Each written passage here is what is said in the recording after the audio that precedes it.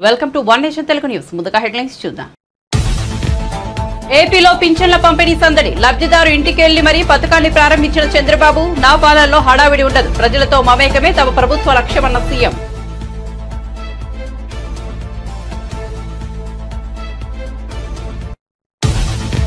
Governor CP రాధాకృష్ణన్తో CM Revanth Reddy భేటీ. అసెంబ్లీలో ప్రవేశపెట్టనున్న బిల్లులపై చర్చ. రేవంత్ రెడ్డి వెంట సలహాదారు వేం నరేందర్ రెడ్డి.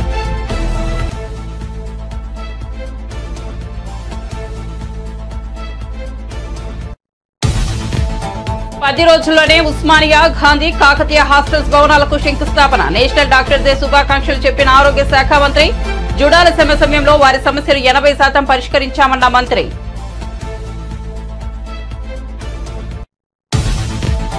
కాకినాడ జిల్లాలో సామాజిక పింఛన్ల పంపిణీ కార్యక్రమంలో పాల్గొన్న డిప్యూటీ సీఎం. పంచాయతీరాజ్ శాఖలో ఖజానా ఖాళీగా ఉందన్న మంత్రి. అందుకే ఈ 4-5 రోజుల జీతం వదులుకున్నట్లు వెల్లడి. గెలిపించిన ప్రజలకు పింఛన్లు ఇచ్చి కృతజ్ఞతలు తెలుపుకుంటున్నామన్న పవన్.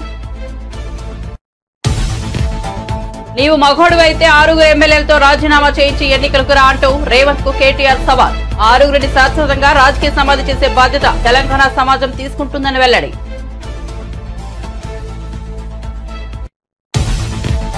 మోదీ ప్రభుత్వంపై లోక్సభలో నిప్పులు చెరిగిన రాహుల్ గాంధీ. ఈడీ నుంచి 55 గంటల విచారణను ఎదుర్కొన్నారన్న రాహుల్ గాంధీ. మోదీ పాలనలో ప్రతిపక్ష నాయకులపై దాడులు జరుగుతున్నాయని ఆగ్రహం. విపక్ష నేతలను ఈడీ, సీబీఐ నేతలతో బెదిరిస్తున్నారని ఆరోపణ. రేపటి నుంచి ఏపీలోని పలు చోట్ల భారీ వర్షాలు. ద్రోణి ప్రభావంతో మంగళవారం అక్కడక్కడ తేలికపాటి నుంచి మోస్తరు వర్షాలు. బుధ, గురువారాల్లో అక్కడక్కడ మోస్తరు నుంచి భారీ వర్షాలు పడే అవకాశం.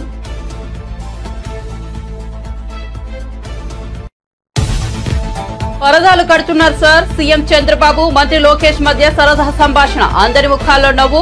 పరదాల విషయంలో అధికారులు మారడానికి టైం పడుతుందేమోనన్న మంత్రి లోకేష్. పరదాలు కట్టిన వాళ్లను సస్పెండ్ చేయడం తప్ప వేరే మార్గం లేదంటూ నవ్వుతూ సమాధానమిచ్చిన సీఎం. ఇక వార్త వివరాల్లోకి వెళ్తే ఏపీలో ఎన్టీఆర్ భరోసా పింఛన్ల పంపిణీ ప్రారంభమైంది. కూటమి ప్రభుత్వం ఎన్నికల మేనిఫెస్టోలో ఇచ్చిన హామీ మేరకు 7,000 పింఛన్ మొత్తాన్ని అర్హులకు అందిస్తోంది. మంగళగిరి నియోజకవర్గం పెడుమాక ఎస్టీ కాలనీలో సీఎం చంద్రబాబు పింఛన్ పంపిణీని ప్రారంభించారు. మంత్రి లోకేష్ ఇతర అధికారులతో కలిసి గ్రామానికి చేరుకున్న సీఎం పూరి గుడిసెలలో ఉన్న లబ్ధిదారు రాములు ఇంటికి వెళ్లి 3 లబ్ధిదారులకు స్వయంగా పింఛన్ అందజేశారు. లబ్ధిదారు కుటుంబ సభ్యులతో మాట్లాడారు. త్వరలో ఇల్లు నిర్మించి అందజేస్తామని సీఎం వారికి హామీ ఇచ్చారు. అనంతరం లబ్ధిదారు కుటుంబ సభ్యులు ఇచ్చిన టీ తాగారు. రాములు కుటుంబ సభ్యులతో మాట్లాడి వారి పరిస్థితిని అడిగి తెలుసుకున్నారు.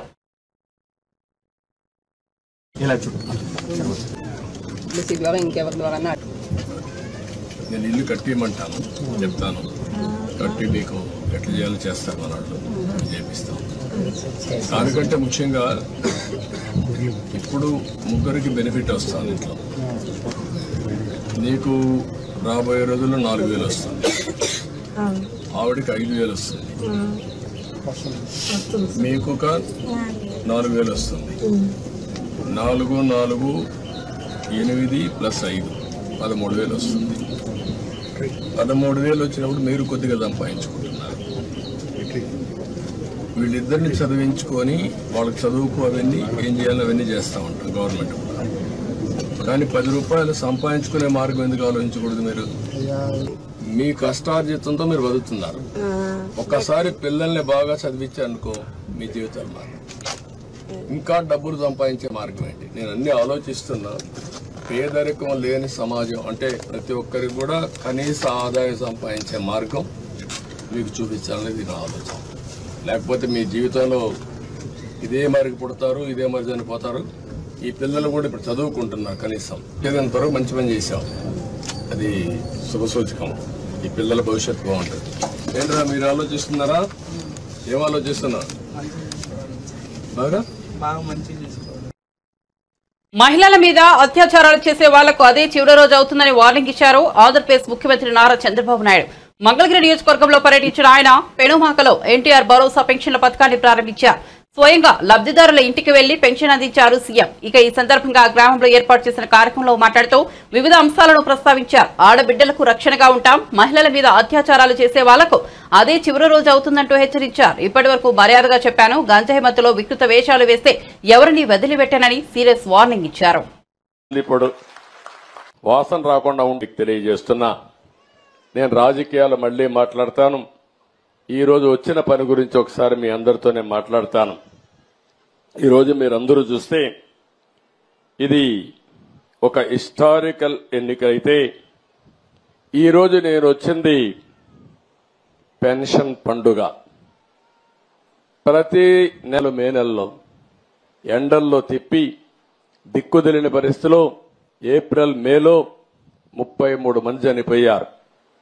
మేము ఆ రోజు పోరాడాం, అయినా కూడా వినలేదు. ఈరోజు గ్రామ సచివాలయం ఉంది, 1,20,000 మంది ఉన్నారు. 1,20,000 మందిని ఉపయోగించుకుంటే 40-50 పెన్షన్లు ఇస్తే అయిపోతాయి. ఈరోజు అందుకనే ఆ పట్టుదలతోనే గ్రామ సచివాలయ సిబ్బందితో ఒకే రోజు రాష్ట్రంలో అందరికీ పెన్షన్ ఇచ్చే కార్యక్రమానికి శ్రీకారం చుట్టాం. ఎందుకు జరగదో చూపించాలని. అదే మరి పవన్ కళ్యాణ్ గారు ఇద్దరం కూడా ఎన్నికల ముందే జట్టు కట్టామంటే దానికి కారణం ప్రభుత్వ వ్యతిరేక ఓటు ఒక్కటి కూడా చీలకూడదని ఎప్పుడైతే రెండు పార్టీలకు ఒక అవగాహనకు వచ్చామో ఆ రోజే ఎన్నికలైనాయనే అభిప్రాయంతో అందరూ వచ్చారు. ఆ తర్వాత బీజేపీతో కలిశాం. 3 పార్టీల కలయిక కూడా మీరు గుర్తుపెట్టుకోవాల్సింది, ఈ రాష్ట్ర ప్రయోజనాలు ఆశించి ఇప్పుడుండే ప్రస్తుత పరిస్థితిలో ప్రజలు గెలవాలి, రాష్ట్రం నిలదొక్కుకోవాలన్న ఆలోచనతోనే చేసి ఎక్కడ పోయినా సింపుల్ గా ఉండడం, ఇదే మరిగా రచ్చబండ మీద కూర్చోవడం, మీ సమస్యలు వినడం, పరిష్కారం చేయడం, ఇది మాకిచ్చింది ఒక బాధ్యత, అంతేగాని ఇది ఒక అధికారం కాదు. ఆ విషయం కూడా మీ అందరికీ గుర్తు చేస్తున్నాను. ఇప్పుడు సబ్జెక్టుకు వస్తే మొట్టమొదటిసారిగా పెన్షన్ ఇచ్చింది, ప్రారంభించింది నందమూరి తారక రామారావు గారు. ఆ రోజు ఆయన ఇచ్చింది 30. ఆంధ్రప్రదేశ్ డిప్యూటీ సీఎం పవన్ కళ్యాణ్ వాలంటీర్ల వ్యవస్థపై ఆసక్తికర వ్యాఖ్యలు. పిఠాపురం పర్యటనలో ఉన్న ఆయన పింఛన్లను పంపిణీ చేశారు. అనంతరం జరిగిన సభలో పింఛన్ల పంపిణీ గురించి ప్రస్తావిస్తూ వాలంటీర్ల గురించి కామెంట్స్ చేశారు. వాలంటీర్లు లేకపోతే పింఛన్ పంపిణీ ఆగలేదు కదా, గత ప్రభుత్వం వాలంటీర్లు లేకపోతే పింఛన్ల పంపిణీ ఆగిపోతుందని ఊదరగొట్టిందని విమర్శించారు. ఇప్పుడు వాలంటీర్లు లేరని పింఛన్లు ఆగలేదన్నారు. సచివాలయాల ఉద్యోగులు పింఛన్లను పంపిణీ చేస్తున్న విషయాన్ని గుర్తు చేశారు. కూటమి ప్రభుత్వం పింఛన్ కూడా పెంచి పోషిస్తోందన్నారు. అంత మ్యాచింగ్ గ్రాంట్ కూడా ఇవ్వలేని పరిస్థితుల్లో మ్యాచింగ్ గ్రాంట్ ఇవ్వలేకపోయారు, కానీ ఋషికొండలో ఇల్లు కట్టుకున్నారు. బూడిదలో పోసిన పన్నీరు బాధేస్తుంది. అంత విలాసవంతమైన భవనం, ఓకే వాళ్ళు అనుకున్నట్టుగా నేను వాళ్ళ ఆ వాదనకి నేను సరే అంటున్నాను, ఓకే మీరన్నట్టుగానే అది కూర్చోబెట్టి ఎవరైనా వీఐపీస్ వస్తే ఉండటానికి అంత అవసరం ప్రస్తుతం. నాకే క్యాంప్ ఆఫీస్ ఇస్తే నన్ను అడుగుతా ఉన్నారు, ఏం చేయమంటారు మరమ్మతులు, ఏం చేయగల అలా ఉంచండి అన్న. కొత్త ఫర్నిచర్ ఇంక కొనకండి, నేను తెచ్చుకుంటాను అవసరం అయితే. అలాగే మన సెక్రటేరియట్ నుంచి స్టాఫ్ వచ్చారు, మీకు ఈ మధ్యన అసెంబ్లీకి వచ్చారు కదా, మీకు జీతం ఈ 3-4 రోజులు కలిపి మీకు 35,000 వస్తుంది మీకు. నేను సంతకాలు పెట్టే మనస్కరించాలి. నేనేమనుకున్నాను, జీతం తీసుకొని పనిచేద్దాం అనుకుంటే యాక్చువల్గా లోపలికి వెళ్ళి పంచాయతీ నిధులను చూస్తూ ఉంటే డబ్బులు లేవు. పంచాయతీ శాఖలు ఎన్ని వేల కోట్ల అప్పులు ఉన్నాయో తెలియట్లా. ఒక్కొక్క హెడ్ తవ్వే కొద్దీ, అంటే ఒక్కొక్క దానికి ఏ హెడ్ కింద ఎంత ఖర్చు అవసరం ఉంది తవ్వే కొద్దీ అసలు అనంతంగా లోపలికి వెళ్తానే ఉంది. మాకు ఒకటే అనిపించింది, ఇవన్నీ కరెక్ట్ చేయాలి. ఇవన్నీ ఇంత అప్పుల్లో మనకి పంచాయతీరాజ్ శాఖ ఉన్నప్పుడు నాలంటూ డబ్బులు తీసుకోవటం చాలా తప్పు అనిపించింది. అందుకని వాళ్ళకి చెప్పి నేను జీతాన్ని వదిలేస్తున్నాను, నా జీతాలు ఏం వద్దు, కానీ నా దేశం కోసం, మా నేల కోసం పనిచేస్తున్నాను. ఎందుకంటే ఇది పరిస్థితుల్లో మేము ఇచ్చే పరిస్థితుల్లో ఉండాలి మనందరం.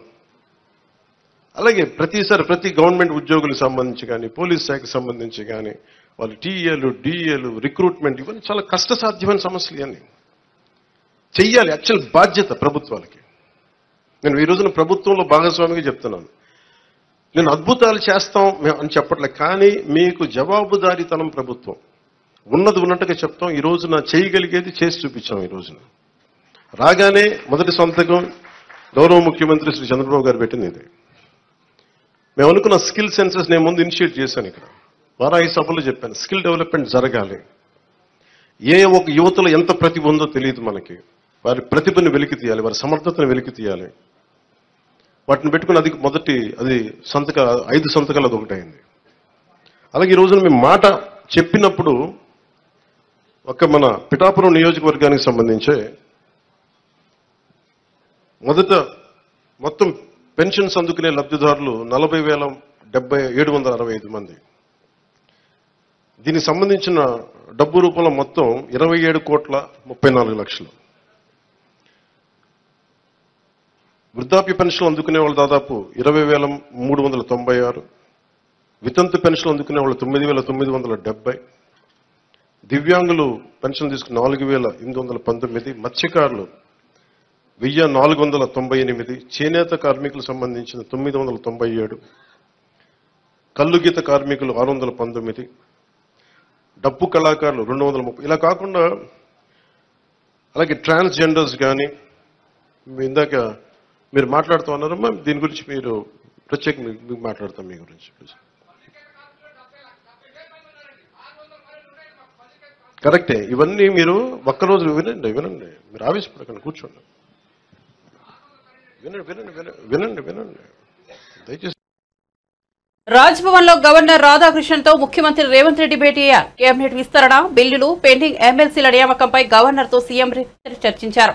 జూలై 3వ వారంలో అసెంబ్లీ సమావేశాలపై చర్చించినట్టు తెలిసింది. మరోవైపు కేబినెట్ విస్తరణపై జోరుగా ప్రచారం జరుగుతోంది. దీనిపై కూడా చర్చ జరుగుతున్నట్లు సమాచారం. ముఖ్యంగా బిల్లుల కోసమే గవర్నర్ తో సీఎం సమావేశమైనట్లు ప్రభుత్వ వర్గాలు పేర్కొంటున్నాయి.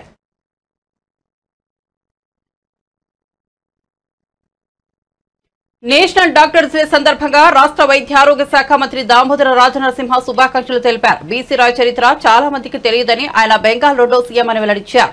మేధావులను దేశానికి ఇచ్చిన రాష్ట్రం అదేని, అదే కోవకు చెందిన వ్యక్తి బీసీ రాయ్ అని పేర్కొన్నారు. బీసీ రాయ్ జన్మదినం సందర్భంగా డాక్టర్స్ డేను జరుపుకుంటారని తెలిపారు. ఆయన ఒక ఆదర్శ మూర్తి అని, బీసీ రాయ్ పుట్టినరోజు సందర్భంగా డాక్టర్స్ అవార్డు ప్రతి ఏడాది ఇస్తామన్నారు. అత్యంత పవిత్రమైన అంకిత భావంతో నిస్వార్థంగా సేవ చేయడానికి ఎంచుకునేది డాక్టర్స్ వృత్తి అని ఆయన వెల్లడించారు. Because we are in society. కానీ ఎంత మేరకు ఏ మేరకు ప్రభుత్వము మీకు సేవలు అందియగలుగుతుంది, మీ ద్వారా ప్రజలకు సేవలు అందియగలుగుతుంది అనేది ప్రధానమైన అంశము. ఎన్నేళ్ళ మనకు ఉస్మానియాకు ఒక హాస్టల్ బిల్డింగ్ లేదు, గాంధీకి ఒక హాస్టల్ బిల్డింగ్ లేదు, రిపేర్స్ లేవు. ఇవన్నీ కూడా ఒకటే మాట పైన 204 కోట్ల రూపాయల జీవో తీసుకొచ్చింది. ఇలా ముఖ్యమంత్రి గారికి ధన్యవాదాలు తెలియజేస్తుంది. మీ డిఎంఈకు సుమారు 406 కోట్ల రూపాయలు 1 ఇయర్ బీఆర్ఓని రిలీజ్ చేసింది. త్వరలోనే మీ అందరి సహకారంతో త్వరలోనే మనము ఒక వారం 10 రోజుల లోపల ఉస్మానియా, గాంధీ, కాకతీయాలకు మనం శంకుస్థాపన చేసుకుందాం. We have called for the tenders. And within a span of 6 months, we have come out with a notification for recruitment of 435 civil surgeons, doctors. So, ఈ ప్రక్రియ కొనసాగుతుంది. డిపార్ట్మెంట్ని స్ట్రెంథెన్ చేయాలి. ఒక ఇన్ఫ్రాస్ట్రక్చరే కాదు ముఖ్యము, ఇన్ఫ్రాస్ట్రక్చర్తో సహా హెచ్ఆర్ ముఖ్యము. హెచ్ఆర్ అంటే డాక్టర్స్ నుంచి ఏఎన్ఎం వరకు ఇవి రెండే ముఖ్యం కాదు. దానికి తోడు అడిషనల్ సర్వీసెస్ని ఒక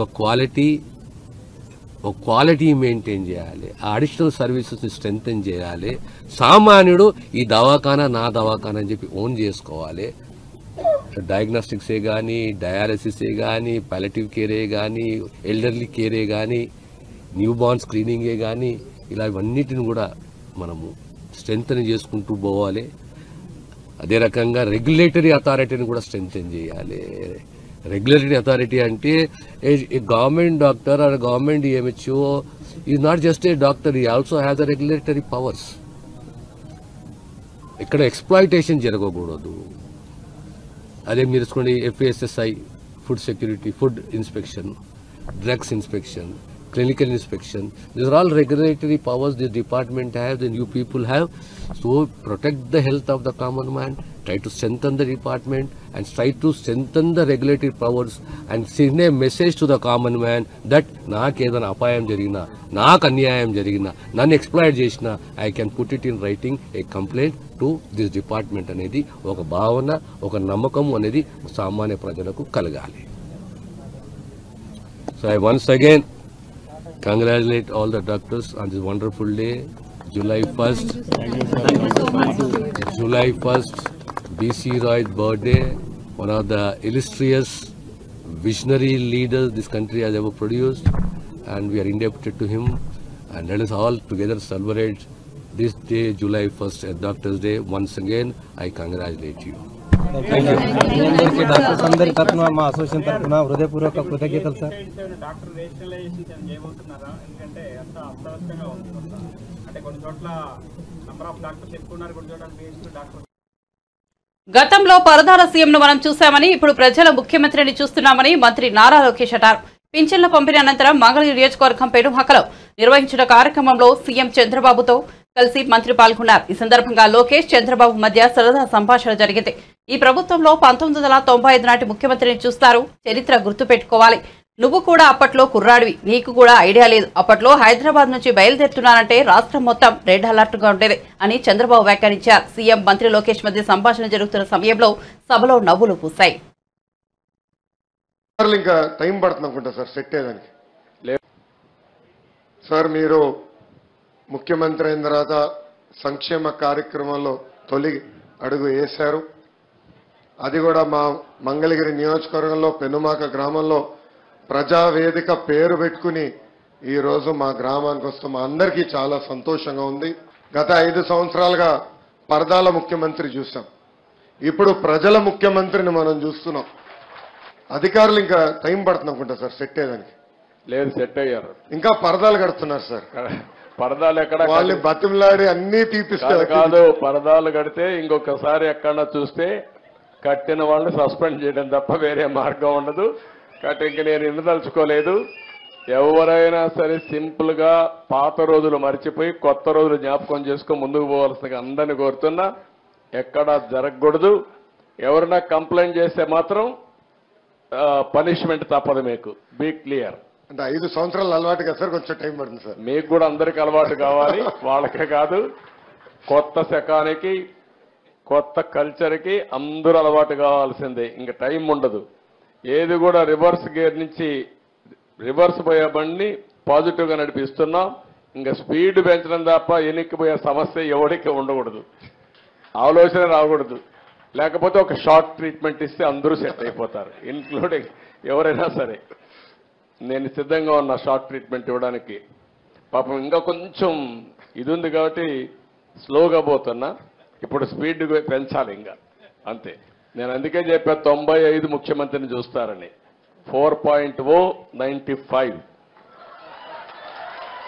అది గుర్తుపెట్టుకోవాలి. 95లో ఒకసారి మీరు చరిత్ర గుర్తుపెట్టుకోవాలి. అప్పుడు నువ్వు కూడా కుర్రాడివి, నీకు కూడా ఐడియా లేదు. అప్పుడు నా చరిత్ర గుర్తుపెట్టుకుంటే హైదరాబాద్లో బయలుదేరుతున్నానంటే రాష్ట్రం మొత్తం రెడ్ అలర్ట్ ఉండేది. అంత భయంకరంగా చేయను కానీ తప్పు చేస్తే మాత్రం ఎవరిని వదిలిపెట్టను.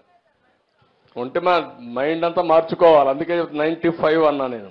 95 CBN 1.0 నాట్ 4. అది రిపిటేషన్ వస్తుంది ఇప్పుడు ఇక్కడ. పార్టీ ఫిరాయింపులకు పాల్పడుతున్న అధికార కాంగ్రెస్ పార్టీపై బీఆర్ఎస్ వర్కింగ్ ప్రెసిడెంట్ కేటీఆర్ నిప్పులు చెరిగారు. నువ్వు మొగోడివైతే ఆ 6 ఎమ్మెల్యేలతో రాజీనామా చేయించి ఎన్నికలకు రా, ఓట్లతోని కొట్టి 6 శాశ్వతంగా రాజకీయ సమాధి చేసే బాధ్యత తెలంగాణ సమాజం తీసుకుంటుందని కేటీఆర్ చెప్పారు. జగిత్యాల జిల్లా కేంద్రంలో నిర్వహించిన జిల్లా బీఆర్ఎస్ పార్టీ సమావేశంలో కేటీఆర్ పాల్గొని ప్రసంగించారు.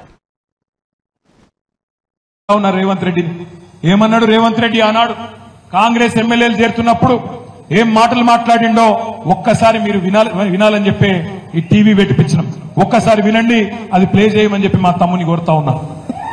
ఈ వేదిక మీద నుంచి చెప్తున్నా, కాంగ్రెస్ పార్టీలో టికెట్లు పొంది గెలిచిన వాళ్ళు పార్టీ ఫిరాయిస్తే మా కార్యకర్తలకు విజ్ఞప్తి చేస్తున్నా, రాళ్లతో కొట్టి చంపండి, గ్రామ బహిష్కరణ చేయండి. మీ చెమట మీ రక్తాన్ని దారపోసి భుజాల మీద మోసి మీరు గెలిపించి శాసనసభకు పంపిస్తే ఈ సన్నాసులు ప్రలోభాలకు లొంగిపోయి పార్టీలు ఫిరాయిస్తున్నారు. నేను కాంగ్రెస్ పార్టీ కార్యకర్తలకు ఒకటే విజ్ఞప్తి చేస్తున్నా, ఎవడైతే మన పార్టీ హస్తం గుర్తు మీద గెలుస్తాడో రాజీనామా చేయకుండా పార్టీ మారితే రాళ్లతో కొట్టండి, రాళ్లతో కొట్టి చంపండి. గ్రామాలలో అప్పుడప్పుడు చూస్తుంటాం, పిచ్చి కుక్కలు ఊర్లో స్వైర విహారం చేసి ప్రజల్ని తరిస్తే తరిమి రాళ్లతో కొట్టేట్లయితే చంపుతారో, కాంగ్రెస్ పార్టీ బీ ఫామ్ మీద గెలిచి రాజీనామా చేయకుండా పార్టీ ఫిరాయించిన వాళ్ళను రాళ్లల్లో ఊర్లలోకి వస్తే రాళ్లతో కొట్టండి అని చెప్పి నేను కాంగ్రెస్ పార్టీ కార్యకర్తలకు విజ్ఞప్తి చేస్తున్నా. మరి ఇప్పుడు మనం ఆలోచించాలా? ఇప్పుడు రేవంత్ రెడ్డి చెప్పాలా ఎవరు పిచ్చి కుక్క, మరి ఎవలను రాళ్లతో కొట్టి చంపాలా? ఒక పార్టీ బీఫామ్ మీద గెలిచినోడు ఇంకో పార్టీలకు పోతే మీ చెమటతో మీ రక్తంతో మీరు గెలిపిస్తే గెలిచినోడు ఇంకో పార్టీలకు ఫిరాయిస్తే ముఖ్యమంత్రి రేవంత్ రెడ్డి చెప్పిండు, ఏమన్నాడు? రాళ్లతోని కొట్టి చంపమన్నాడు. నేను అంటలేను, నా మీద కేసు పెట్టగలరు, ఆయన పేపర్ వాళ్ళు ఉల్టాపుల్టా రాశారు. నేను అంటుంది ఏంటంటే రేవంత్ రెడ్డి చెప్పిండు, మరి ఇలా ఎవరిని కొట్టాలి? రాళ్లతోని రేవంత్ రెడ్డిని కొట్టన్నా? పిచ్చి కుక్కలేక ఎవరిని కొట్టాలి? లేకపోతే మీ ఎమ్మెల్యే సంజయ్ని కొట్టన్నా? ఎవరిని కొట్టాలి మరి? అందుకే అంటున్నా, ఎవరిని రాళ్లతోనో ఇంకొన్ని దాంతోనో కొట్టే అవసరం లేదు. రేవంత్ రెడ్డి నువ్వు మొగోను అయితే నీకు దమ్ముంటే తీసుకున్న 6 ఎమ్మెల్యేలతో రాజీనామా చేపి ఓట్లతోని కొట్టి ఆ 6 కూడా శాశ్వతంగా రాజకీయ సమాధి చేసే బాధ్యత తెలంగాణ సమాజం తీసుకుంటుందనే మాట నేను విజ్ఞప్తి చేస్తున్నా. రేవంత్ రెడ్డి రెగ్యులర్ గా అంటుంటాడు, మొగోనివైతే ఇది చేయి, మొగోనివైతే అది చేయి. నేను అంటున్నా, రేవంత్ రెడ్డి మొగోనివైతే ఆ 6 రాజీనామా చెప్పి ఎలక్షన్లకు రా, జగిత్యాల ప్రజలు సమాధానం చెప్తారనే మాట నేను విజ్ఞప్తి చేస్తా ఉన్నా. ఏపీలో ఎన్టీఆర్ భరోసా సామాజిక పెన్షన్ల పంపిణీ జోరుగా కొనసాగుతోంది. చాలా చోట్ల ప్రజాప్రతినిధులు స్వయంగా ఇంటింటికి వెళ్లి పింఛన్లు పంపిణీ చేస్తున్నారు. ఇందులో భాగంగా శ్రీ సత్యసాయి జిల్లా హిందూపురం నియోజకవర్గంలో నందమూరు బాలకృష్ణ అర్ధాంగి వసుంధరాదేవి స్వయంగా పింఛన్దారులకు పెన్షన్ అందజేశారు. చిల్లమత్తూరు లేపాక్షలలో ఇంటింటికి వెళ్లి లబ్ధిదారులకి 7,000 పింఛన్ సొమ్మును అందజేశారు.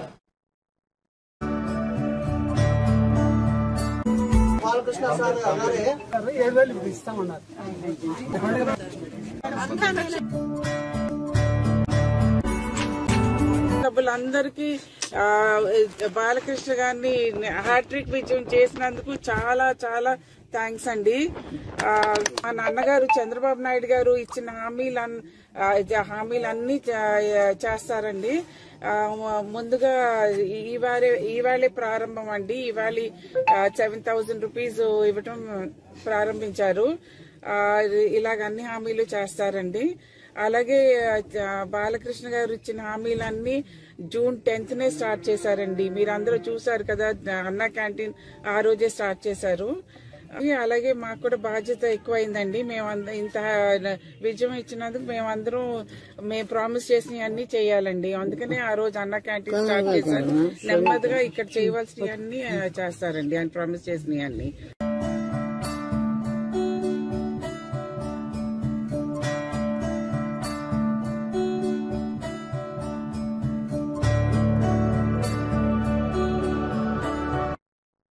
ములుగు జిల్లా వాజేడు మండలం చీకుపల్లి గ్రామ శివారు అటవీ ప్రాంతంలోని బొగతి జలపాతం చూపలను ఆకట్టుకుంటోంది. తెలంగాణ ఛత్తీస్గఢ్ సరిహద్దు అటవీ ప్రాంతంలో కురిసిన భారీ వర్షాలకు వాగులు వంకల నుంచి భారీగా వరద ప్రవాహం పెరగడంతో బొగత జలపాతం పరవళ్లు తొక్కుతోంది. ఆదివారం కురిసిన భారీ వర్షానికి 50 అడుగుల ఎత్తుతో పోస్తున్న జలపాతం వద్ద పర్యాటకులు సందడి చేస్తున్నారు.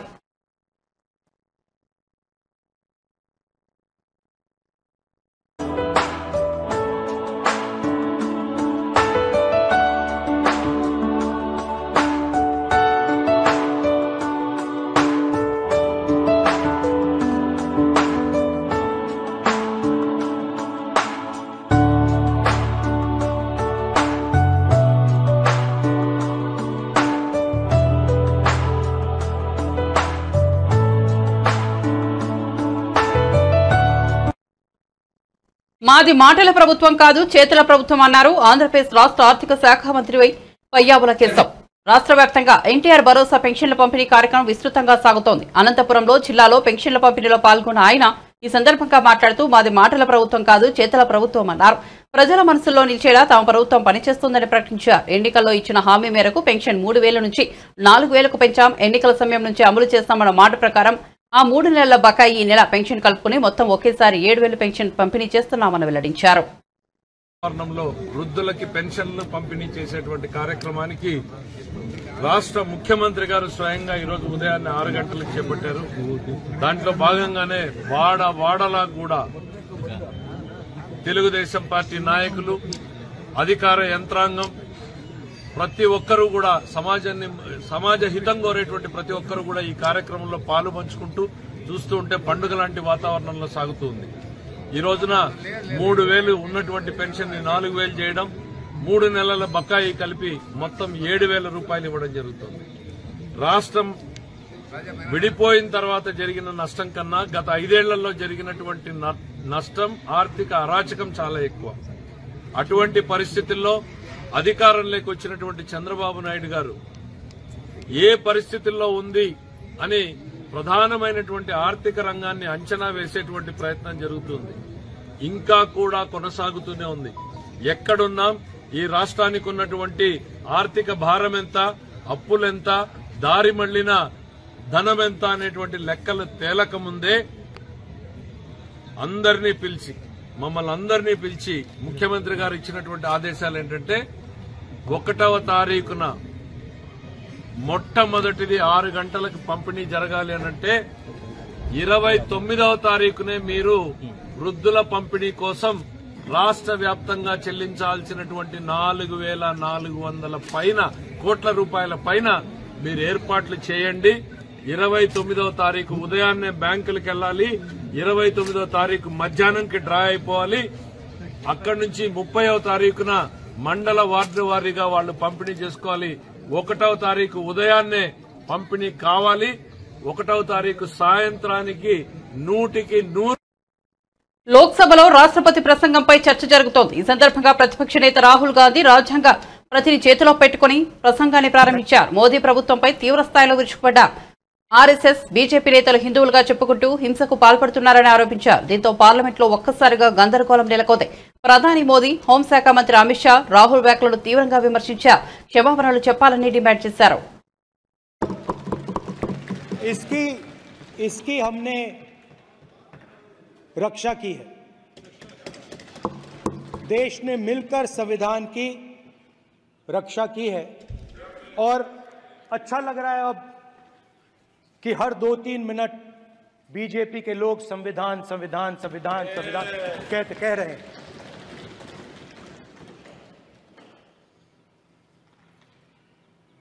Speaker sir, for the last 10 years there has been a systematic attack. ద్రోణి ప్రభావంతో మంగళవారం అక్కడక్కడ తేలికపాటి నుంచి మోస్తారు వర్షాలు, బుధ, గురువారాల్లో అక్కడక్కడ మోస్తరు నుంచి భారీ వర్షాలు పడే అవకాశం ఉందని విపత్తుల నిర్వహణ సంస్థ మేనేజింగ్ డైరెక్టర్ రోడంకి కుర్మనాథ్ తెలిపారు. లోతట్టు ప్రాంత ప్రజలు అప్రమత్తంగా ఉండాలని సూచించారు. జూన్ నెలలో రాష్ట్ర వ్యాప్తంగా సగటు సాధారణ వర్షపాతం 99.4 మిల్లీమీటర్లుండగా 162.3 మిల్లీమీటర్ల అత్యధిక వర్షపాతం కురిసిందన్నారు. 19 జిల్లాల్లో అత్యధికంగా, 5 జిల్లాల్లో అధికం, 2 జిల్లాల్లో సాధారణ వర్షపాతం నమోదైనట్లు వెల్లడించారు. ఉరుములతో కూడిన వర్షం పడేటప్పుడు ప్రజలు అప్రమత్తంగా ఉండాలన్నారు. వర్షాలతో పాటు పిడుగులు పడే అవకాశం ఉన్నందున పొలాల్లో పనిచేసే రైతులు, వ్యాపార కూలీలు, వ్యవసాయ కూలీలు, పశుగొర్రెల కాపరులు చెట్లు కింద, పోల్స్, టవర్స్ కింద బహిరంగ ప్రదేశాల్లో ఉండరాదని సూచించారు. రానున్న 4 రోజులు వాతావరణం కింది విధంగా ఉండనున్నట్లు విపత్తుల నిర్వహణ సంస్థ ఎండీ రోడంకి కుర్మనాథ్ వివరించారు. బులెటిన్ ముగించే ముందు హెడ్లైన్స్ మరోసారి చూద్దాం. ఏపీలో పింఛన్ల పంపిణీ సందడి, లబ్ధిదారు ఇంటికి వెళ్లి మరీ పథకాన్ని ప్రారంభించిన చంద్రబాబు, నా పాలనలో హడావిడి ఉండదు, ప్రజలతో మమేకమే తమ ప్రభుత్వ లక్ష్యమన్న సీఎం.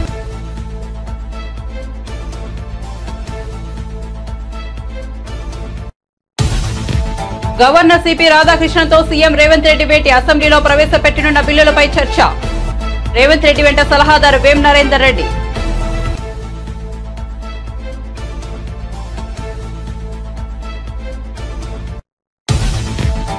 పది రోజుల్లోనే ఉస్మానియా, గాంధీ, కాకతీయ హాస్టల్స్ భవనాలకు శంకుస్థాపన, నేషనల్ డాక్టర్స్ డే శుభాకాంక్షలు చెప్పిన ఆరోగ్య శాఖ మంత్రి. రుణాల సమయంలో వారి సమస్యలు 80% పరిష్కరించామన్న మంత్రి.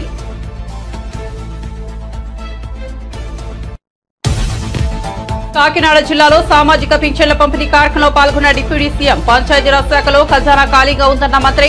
అందుకే ఈ 4-5 రోజుల జీతం వదులుకున్నట్లు వెల్లడి. గెలిపించిన ప్రజలకు పింఛన్లు ఇచ్చి కృతజ్ఞతలు తెలుపుకుంటున్నామన్న పవన్. నీవు మగోడివైతే 6 ఎమ్మెల్యేలతో రాజీనామా చేయించి ఎన్నికలకు రా అంటూ రేవంత్ కు కేటీఆర్ సవాల్. 6 శాశ్వతంగా రాజకీయ సమాధి చేసే బాధ్యత తెలంగాణ సమాజం తీసుకుంటుందని వెల్లడి.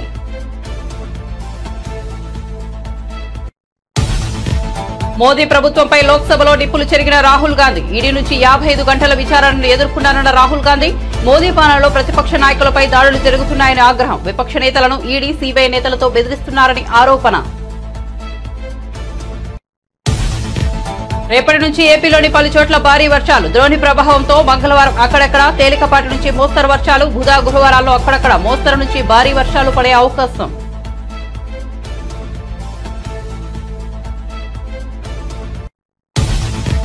పరదాలు కడుతున్నారు సార్. సీఎం చంద్రబాబు మంత్రి లోకేష్ మధ్య సరదా సంభాషణ. అందరి ముఖాల్లో నవ్వు. పరదాల విషయంలో అధికారులు మారడానికి టైం పడుతుందనేమోనన్న మంత్రి లోకేష్. పరదాలు కట్టిన వాళ్ళను సస్పెండ్ చేయడం తప్ప వేరే మార్గం లేదంటూ నవ్వుతూ సమాధానం ఇచ్చిన సీఎం. మరిన్ని అప్డేట్స్ కోసం చూస్తూనే ఉండండి వన్ నేషన్ తెలుగు న్యూస్.